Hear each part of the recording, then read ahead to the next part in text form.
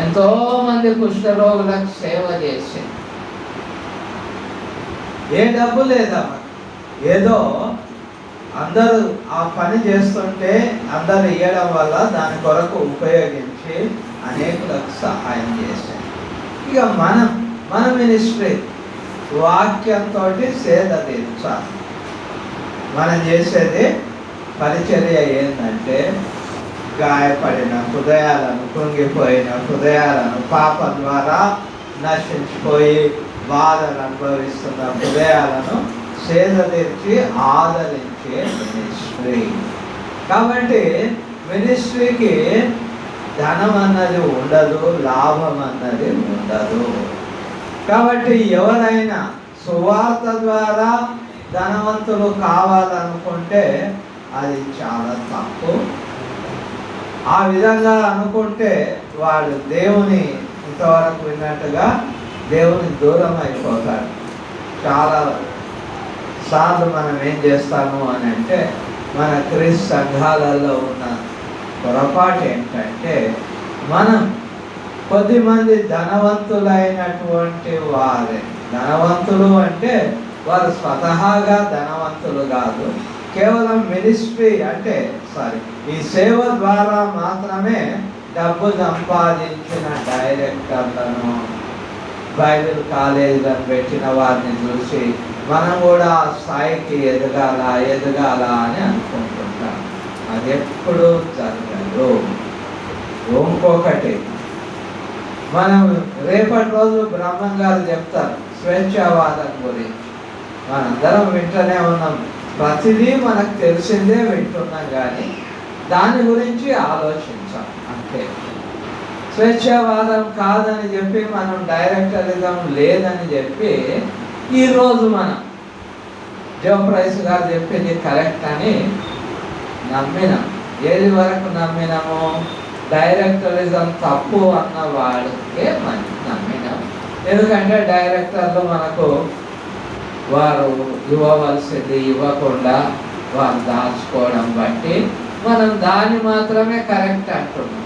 ఇక మిగతా సంఘ డబ్బు ఏ విధంగా ఖర్చు పెట్టాలి, సంఘాలు ఏ విధంగా పనిచేశాయి, వ్యక్తుల ధనం ఏంటి, సంఘం ధనం ఏంటి, వ్యక్తి ధనం ఎలా ఖర్చు పెట్టాలి, ఇక అవన్నీ మనం రెండు చెవులు ఉన్నాయి కాబట్టి ఒక చెవులో విని ఒక చెవులో వదిలేస్తాము. అయితే మనమున్న విధానంలో అసలు డైరెక్టర్ అన్నవాడు ఎవడు కాలేడు, ఎప్పుడు కాలేడు. ఆ విధానమే లేదు. ఇక నేనే కాలేదు డైరెక్టర్, మీరెప్పుడైతారు? ఇక నేను డైరెక్టర్ని అయితే దేవయ్య గారు బాధపడి ఈరోజు ఈ మాటలు చెప్పే అవసరం ఉండకుండా, డైరెక్టర్ని అయితే మీ సహాయాలన్నీ నా దగ్గరనే ఉంటే మీటింగ్ ఎప్పుడు సార్, మీటింగ్ ఎప్పుడు రావాలా అని అడిగి వచ్చేవా. ఇప్పుడు నేను చెప్తుంటే కూడా పలానా రోజు ఉందని ఒకడికి ఆ పని ఉంటుంది, ఒకడికి ఈ పని ఉంటుంది. ఎంత గొప్ప సేవకులు అంటే ఈరోజు సంఘాలలో పని ఉన్నదండి. ఎంత పని అండి! ఎవడు చేసే పని వాడికి తెలుసు, దేవునికి తెలుసు. మనం అనవసరంగా అబద్ధాలు చెప్పుకోదు. కాబట్టి డైరెక్టర్లను కాలేము. నేను డైరెక్టర్ను కాలేదు నందువల్లనే ఈనాడు ఇక్కడ పిలిచిన వాళ్ళందరూ రాలేదు. కాబట్టి నా దగ్గర ధనము లేదు, మీ దగ్గరికి ధనము రాదు. నా దగ్గర కారు వచ్చింది అని అంటే నేను సొంతగా ప్రయాసపడి ఇన్స్టాల్మెంట్ కడుతూ దాన్ని సంపాదించుకున్నది. నా కొడుకు, అమెరికాలో ఉన్న కొడుకు అప్పుడప్పుడు సహాయం చేయడం, దాని ద్వారా సంపాదించుకున్నది. మాకున్న ఇల్లు నేను కొద్ది కాలం ఉద్యోగం చేశాను, నా భార్య చేసింది, అప్పుడు సంపాదించుకున్నది ఆ డబ్బుతోటే. కాబట్టి మనము సేవలో ధనవంతులను కావాలన్నటువంటి ఆశ వదిలేయాలి మొదట. తర్వాత సేవ చేస్తే మరి మనకు ప్రతిఫలం ఏమీ లేదా? 1 కొరింథీ 15:58 చెప్పినట్టుగా ఏమన్నాడు? కాగా నా ప్రియ సహోదరులారా, మీ ప్రయాసం ప్రభువునందు వ్యర్థము కాదని ఎరిగి, ప్రభువునందు వ్యర్థం కాదు, ప్రయాస పడితే, దేవుని పని కొరకు మీరు ప్రయాస పడితే మీ ప్రయాసం ఎప్పుడు వ్యర్థం కాదు. ఎందుకొరకు? 1 కొరింథీ 9:14 సువార్త చేయవాడు సువార్త వలన జీవించవాలని నియమింపబడి ఉన్నది. కాబట్టి కష్టపడితే దేవుడు మనకు కావలసినవన్నీ ఇస్తాడు. దేవుడు ఇంతవరకు విన్నట్టుగా దేవుడు నాకు పేదగా ఉండాలని కోరలే. అయితే మనం కష్టపడితే దేవుడు ఇస్తాడు. ఏ విధంగా ఇస్తాడు తెలియదు. అది ఆలోచించదు. నేను ఆలోచించొద్దు, నువ్వు ఆలోచించొద్దు. ఏముందండి, నేను ఎంత కష్టపడ్డా నాకు వచ్చే $60 కదా, $200 కదా, ఎక్కువేం రావు కదా. అందుకొరకని ఏం చేయాలా? ఏదో ఒక రూపకంగా ఇతరుల దగ్గర డబ్బు తీసుకోవాలా, డైరెక్టర్ల మాదిరిగా అనుకోవడం తప్పు. దేవుడు అన్యాయస్తుడు కాడు. పనివాడు జీతమునకు పాత్రుడు, తప్పకుండా ఇస్తాడు. ఏది ఎప్పుడు అవసరమో అప్పుడు దేవుడు ఇస్తాడు. దేవుడు ఇచ్చేంత వరకు మనం కష్టపడాలి, అంతే. దేవుడు చూస్తాడు మన పని. ఏ విధంగా ఇస్తాడో తెలియదు. మనకేంటి, మనకు ఒకటే, అబ్బా ఇంతకంటే ఎక్కువ జోప్రైస్ గారు ఎప్పుడు పెంచుతారో. జోప్రైస్ గారే ఎందుకు పెంచుతారా? దేవుడు మనం ప్రయాస పడుతుంటే ఎవరి ద్వారా ఇస్తాడో, ఏ రూపకంగా ఇస్తాడో తెలియదు. వెళ్ళారా? అనేకులు మన డినామినేషన్లో చూస్తున్నాం. వారు దేవుని సేవ చేస్తున్నప్పుడు అమెరికా సహాయం లేకుండా వారు బ్రతుకుతున్నారు. కొంతమంది కార్లు ఉన్నాయి. ఏ విధంగా వచ్చినాయి? దేవుడు ఏదో ఒక విధంగా ఇచ్చాడు. మనకు దేవుడు ఇస్తాడు. నమ్మకంగా పనిచేయాలి మొదట. ఇంకొకటి ఏంటంటే, మనం చేస్తున్నప్పుడు ఆ పని యథార్థంగా చేస్తున్నప్పుడు దేవుడు అన్నది వృద్ధి కలుగజేస్తాడు. నాటు వారిలో నీళ్లు పోయి వారిలో ఏమి లేదు, కానీ వృద్ధి కలుగజేయ దేవునిలో సమస్తం. కాబట్టి మనం కష్టపడతాం, పరలోకంలో ధనం సంపాదించుకున్నాం. పరలోకంలో ధనం సంపాదించుకోవాలని అనేక విషయాలు, అంటే డబ్బును దేవుని కొరకు ఖర్చు పెడితే, దేవుని పని కొరకు ఖర్చు పెడితే పరలోకంలో మనకు ధనం పొందుతాం. వేరే మార్గం లేదు. మనం సంఘంలో చెప్తుంటాం, ఇవ్వండి అప్పుడు మీకు ఇవ్వబడి. మరి మనం దేవునికి ఇస్తున్నాం అంటే ఏ విధంగా? దేవుని పని కొరకు ఖర్చు పెడుతున్నాము, ఇస్తున్నాము. ఈ కూడిక 2 రోజుల కూడిక అన్నది కన్యగంటి యెషై దగ్గర సంఘ వార్షికోత్సవం ఆయనకు అనారోగ్యం కలిగిన తర్వాత, ఆరోగ్యం వచ్చిన తర్వాత ఏర్పాటు చేసినప్పుడు ఒక మాట నాకు ఆలోచన కలిగింది. ఈ ఒకరోజు కూడిక అంటాము, పేరుకు ఒక రోజు, 1 గంట కూడిక, 1.5 గంటన్నర కూడిక. నేను పరిగెత్తుకొని రావాలా, మీరందరూ పరిగెత్తుకొని వస్తారు.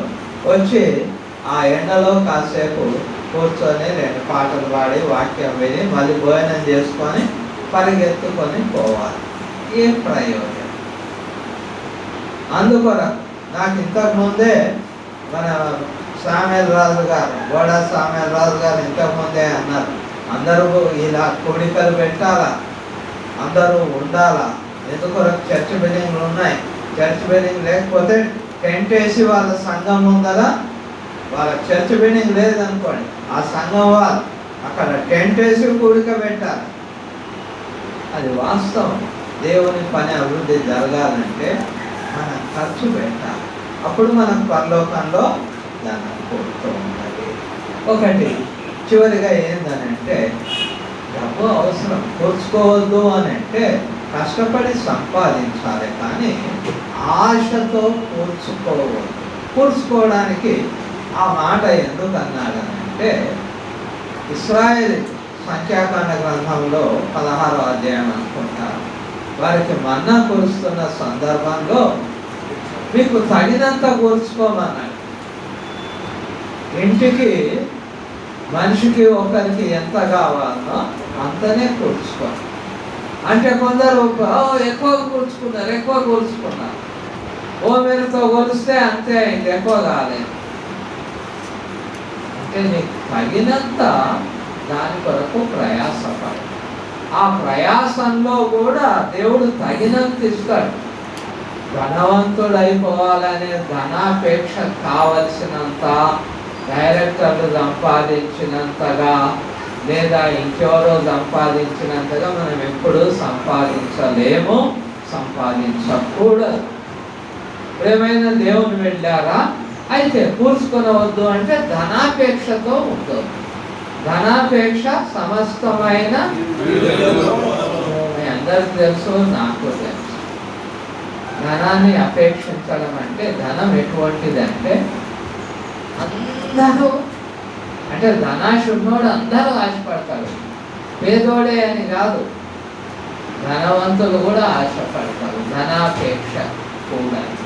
చూడండి, పౌలు ఆ యొక్క రోమాలో ఉన్నప్పుడు అపోస్తల కార్యగ్రంథంలో 24వ అధ్యాయం ఆయన విచారణకు తేబడ్డప్పుడు అక్కడ మనం చూసినట్టయితే ఫెలిక్స్ అనేవాడు 24వ వచనం, 24వ అధ్యాయం 24వ వచనం. 9 దినములైన తర్వాత ఫెలిక్స్ యూదురాలైన దుస్కిలాను తన భార్యతో కూడా వచ్చి పౌలును పిలిచి క్రీస్తు యేసునందున విశ్వాసమును గురించి అతడు బోధింపగా వినెను.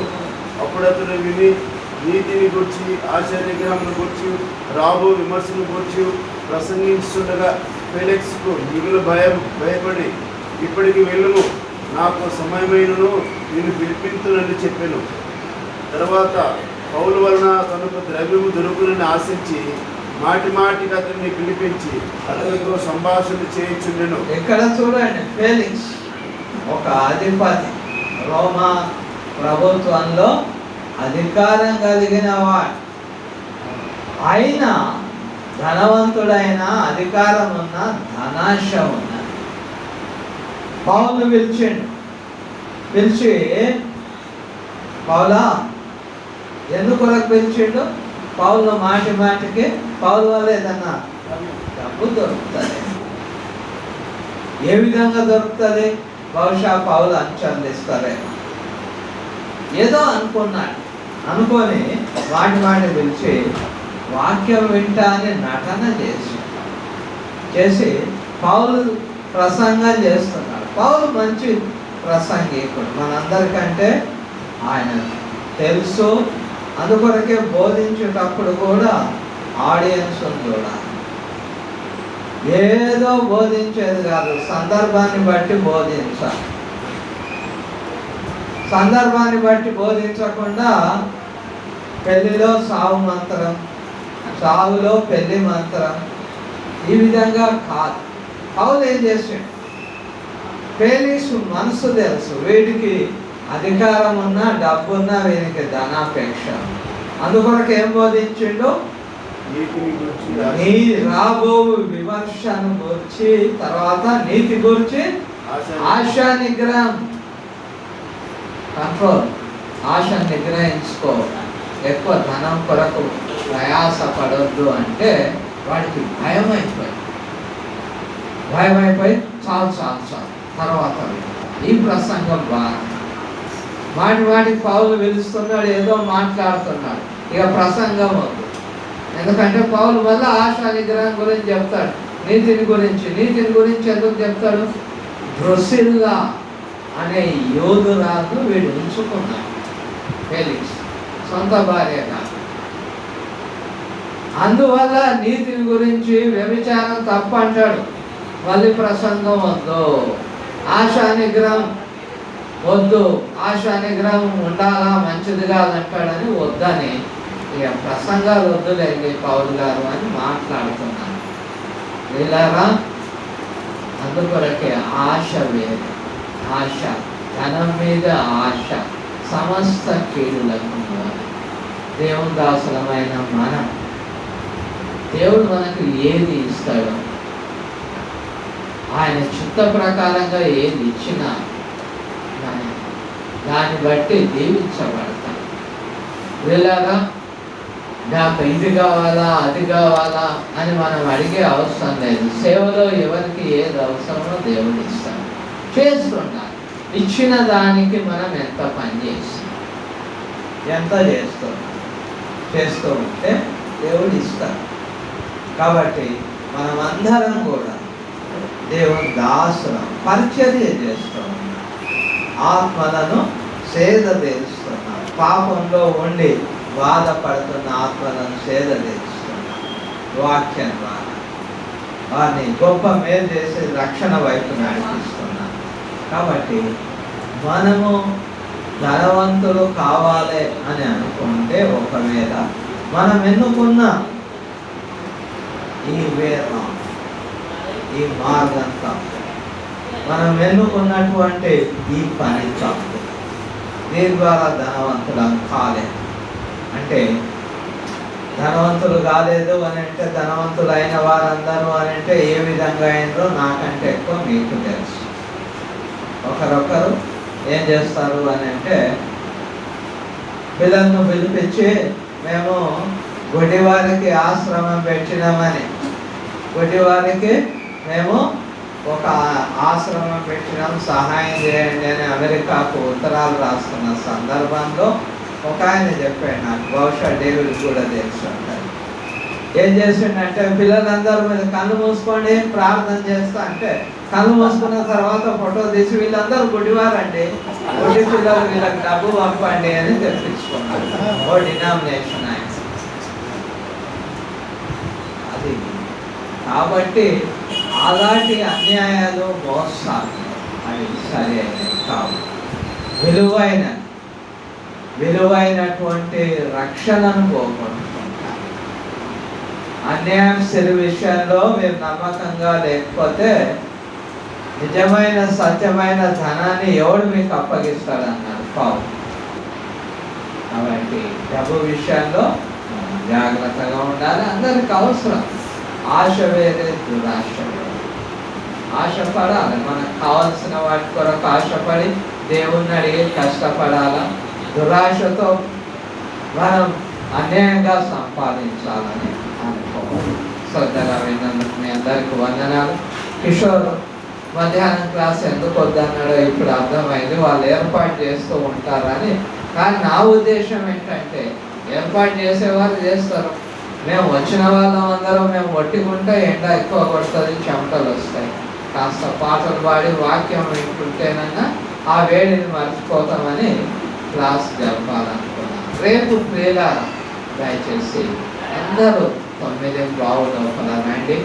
10 గంటలకు రేపటి రోజు మాట్లాడేవారు చాలామంది ఉన్నారు.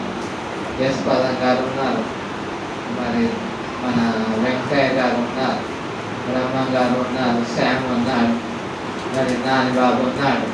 ఈ విధంగా కాబట్టి సమయం అందరికీ ఇచ్చే విధంగా మనం కూడా అందరం కూడి దేవుని వాక్యం వినే విధంగా అందరం దయచేసి దేవుని సమయాన్ని మంచి ప్రియులారా. ఈ సమయంలో మన సహోదరుడు బాలరాజు గారు ముందుకు వచ్చి ప్రార్థన చేస్తారు. దాని తర్వాత ఈరోజు బైబిల్ తరగతులను మనం ముగించుకున్నాం.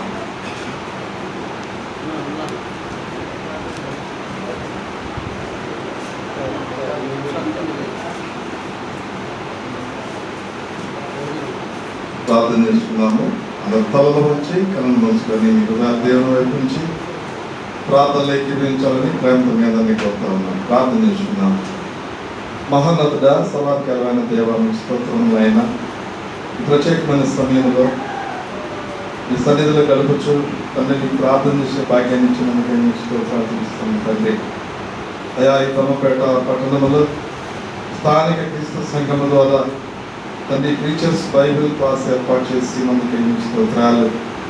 అయినా మమ్మలను ఈ ప్రాంత సేవకులను ఈ పరిచర్యలు ఆత్మీయ స్థితిలో బలపరచబడటానికి ఆయన దైవజనుల ద్వారా మమ్మల్ని ప్రోత్సహిస్తున్నందుకు మీకు స్తోత్రాలు తెలుస్తున్నాం. ఆయన ఆయా దూర ప్రాంతముల నుంచి వీళ్ళందరినీ మమ్మలను మాకు బోధ చేసినటువంటి దైవజనులను దూర ప్రాంతాల నుంచి క్షేమంగా ఇక్కడికి నడిపించి మీ సన్నిధి భక్తుడిగా ఉంచి ఈ దినమంతనైనా మొదటి సెషన్గా రెండవ సెషన్గా నేను మీ గ్రంథంలోని అతి ప్రాముఖ్యమైనటువంటి లేఖన భాగంలో నేర్చుకోవడానికి కృప చూపించినందుకే మీకు స్తోత్రాలు తెలుస్తున్నాం తండ్రి. ఈ యొక్క తరగతిలో మేము నేర్చుకున్నటువంటి లేఖన భాగాలు మా ఆత్మీయ స్థితిని బలపరచబడటానికి స్థానిక సేవకులుగా ఆయా సంఘాలలోనైనా బోధ చేసి సంఘాలను ఆత్మీయ స్థితిలో బలపరచబడటానికి దోహదపడినట్లుగా సహాయం దయచేయండి. మీ కృపలో మమ్మల్ని అందరినీ జ్ఞాపకం చేసుకొని ఈ దినమంతా మీ సన్నిధి మాకు తోడుగా ఉంచి దైవజనుల ద్వారా మంచి వర్తమానం నడిపించినందుకై మీకే లెక్కలేని స్థితులు తెలుస్తున్నాం ఆయన. దీనికోసం ప్రయాసపడి ఏర్పాటు చేసిన స్థానిక సంఘాన్ని స్థానిక దైవజనులను వారి కుటుంబాలను బిడ్డలను మీరు దీవించి ఆశీర్వదించండి. ఆయన ఈ కార్యక్రమాన్ని ముగించుకొని మేము తిరిగి ఆయా గృహాలకు వెళ్ళడానికి సిద్ధపడుతుండగా మరియు ఇక్కడ ఈ రాత్రి కాల సమయంలో జరగబోయే సువార్త సభలో వాడబడటానికి సిద్ధంగా ఉన్న వీళ్ళందరినీ కూడా మీ కాపుదలో ఉంచుకోండి. క్షేమాన్ని భద్రతను మాకు దయచేయండి ఆయన. మాకు వాక్య భాగము అందించినటువంటి దైవజనులను వారి కుటుంబాలను మీరు దీవించండి, ఆశీర్వదించండి. మంచి ఆరోగ్యాన్ని, శక్తిని, బలమును, ఆరోగ్యమును, దీర్ఘాయుష్యుని వీళ్ళకి దయచేయమని ప్రార్థన చేస్తున్నాం ఆయన. మీ స్తోత్రములు ఉచితమైతే తండ్రి రేపటి దినం జరిగే ఆయన బైబిల్ తరగతుల్లో సువార్త సభల్లో కూడా మేమందరం కూడా కలిసి ఆయన మిమ్మల్ని మహిమపరచలాగిన సహాయం దయచేయమని ఆయన ఈ ప్రార్థన ద్వారా కార్యక్రమం ముగించుకొని మేము ముందుకు వెళ్తుండగా భవిష్యత్ కాల దీవెనతో మమ్మల్ని అందరూ నింపి బలపరచమని ఘనత మహిమ ప్రభావాలు మీకు చెల్లిస్తూ తలలో వచ్చి ప్రార్థన ఇస్తున్న వీళ్ళందరినీ దీవించి ఆశ్రయించమని ఈ కొద్ది రూపంలో మా ప్రభువును మీ రక్షకుడైన యేసుక్రీస్తు వారి శ్రేష్టమైన నామములో మీకు వినయంతో అడిగి వేడుకొంచున్నాము తండ్రి. ఆమేన్. అందరికీ వందనాలు. చాలా వందనాలు. మంచిది. బైబిల్ క్లాస్ ఈరోజు ముగించబడ్డది. తిరిగి 6:30 సంఘ వార్షికోత్సవ సందర్భంగా సువార్త కూడిక ఈరోజు రేపు ఉంటున్నది. తిరిగి 6:30 మనం అందరం కలుసుకుంటాం. అందరికీ వందనాలు.